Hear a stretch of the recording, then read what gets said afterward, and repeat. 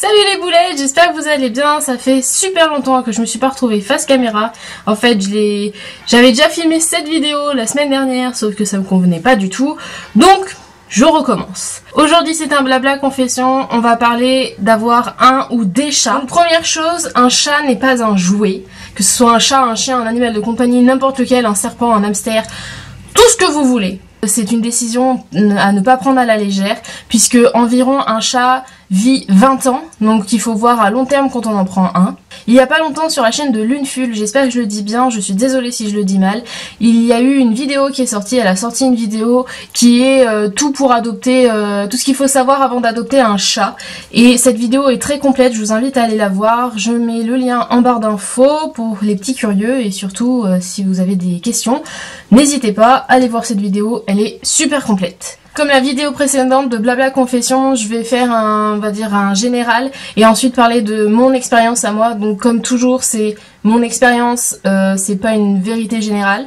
Avoir un chat, c'est un réel budget. Pensez à la nourriture, à la litière, aux gamelles, au bac à litière, à tout ce qui va avec. Les jouets, l'arbre à chat, tout. Et sans compter le veto quand il est malade ou pas, parce qu'il faut aussi le vacciner et tout le tralala.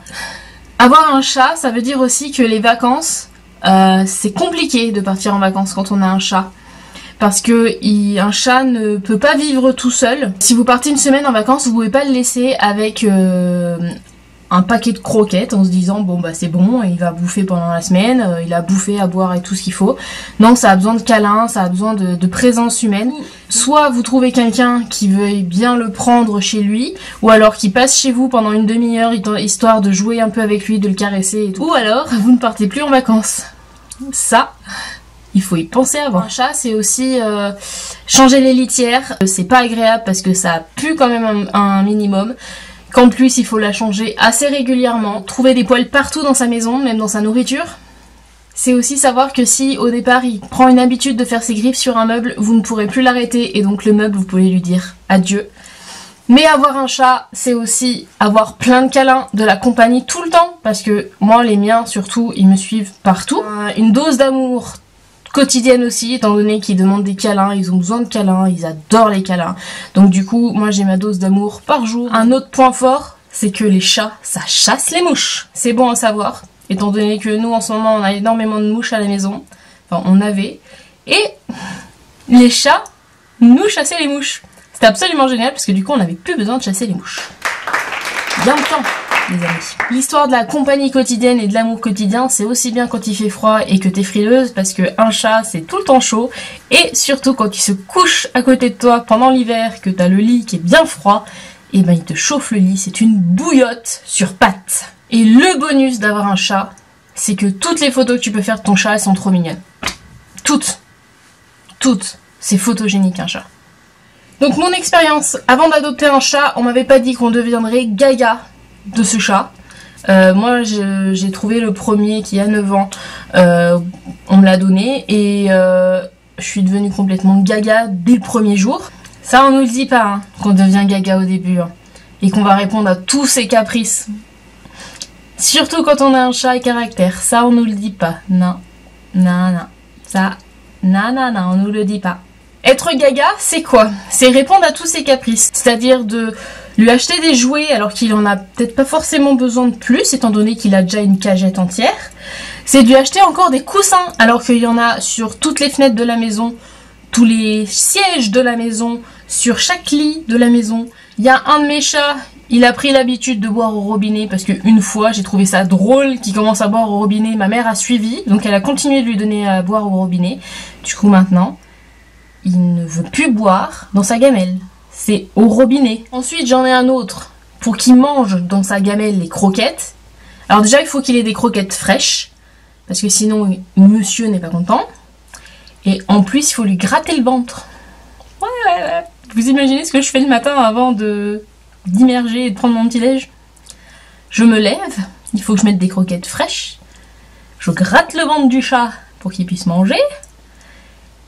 La chatte qui veut boire au robinet, elle arrête pas de miauler jusqu'à que je lui ouvre un petit peu le robinet.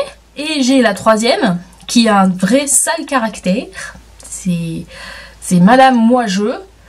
Et je peux vous dire que celle-là, tu ne peux pas la toucher si elle n'a pas décidé qu'elle voulait des câlins. C'est-à-dire que elle, les câlins, c'est à 3 h du matin. Et comme c'est la seule fois où elle veut bien des câlins, bah du coup t'es à moitié réveillé et tu lui fais quand même des câlins, histoire de dire que tu la délaisses pas et que tu l'aimes quand même. Comme je l'ai déjà dit, moi j'ai 3 chats. 3 chats, ça veut dire un budget encore plus élevé, étant donné que quand tu as plus de 2 chats, il faut toujours mettre une gamelle et une litière en plus que le nombre de chats. C'est-à-dire quand tu as 2 chats, il faut 3 litières, pardon. Et quand tu as 3 chats, donc moi j'ai 4 litières. J'ai aussi 4 gamelles de croquettes et 4 gamelles d'eau. C'est énorme, je sais. Mais c'est le vétérinaire qui nous a conseillé ça parce qu'à un moment donné on en avait que 3 et on comprenait pas, mais il y en avait toujours un qui pissait à côté et en fait il nous a expliqué qu'il en fallait 4.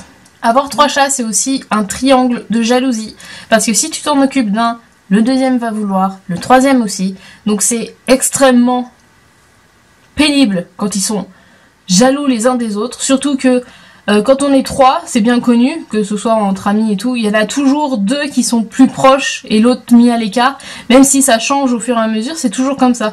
Moi, mes chats, il y en a toujours 2 qui dorment ensemble et un qui est tout seul, toujours.